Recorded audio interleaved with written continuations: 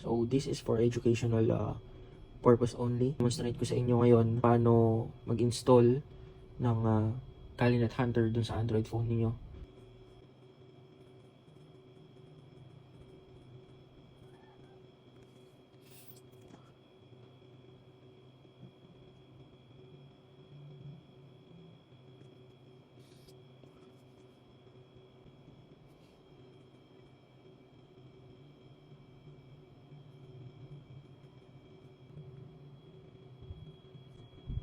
So dito guys, makikita nyo, papakita ko sa inyo yung mga ibang tool.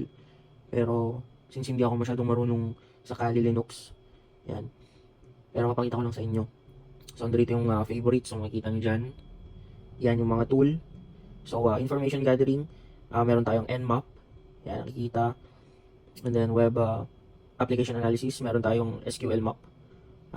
Database assessment. Sa password attacks, meron tayong John Reaper. And then sa wireless attack, meron tayong Kismet. Nakikita nyo dyan, Kismet, River, tsaka Wi-Fi. So, tingnan natin si Wi-Fi. Yan.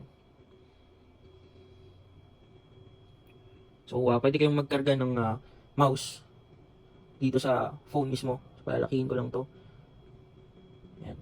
So, kung makikita nyo guys, nagra-run na yung Kali mismo sa loob ng phone ko. So, dito, pwede akong mag-crack ng mga Wi-Fi passwords gamit tong Wi-Fi. So, marami pa dito guys, sa mga marunong mag-Kali. Yan, napaka-basic to sa kanila. So, ang dami dito. Yan, I think meron akong nakitang catfish. Hanapin natin. Yan, meron rin mga reverse engineering tool dito. Yan. Yan, sa sniffing and spoofing. Yan, meron ring Wireshark. Pwede kayo mag-crack ng password yan. Social engineering, MFS payload creator. Yan. Ang daming tools. Yan, sa Metasploit ang framework, meron rin. Yan. So, ayun lang naman guys. Kung paano mag-install. So, check natin kung gumagana yung terminal. Yun o.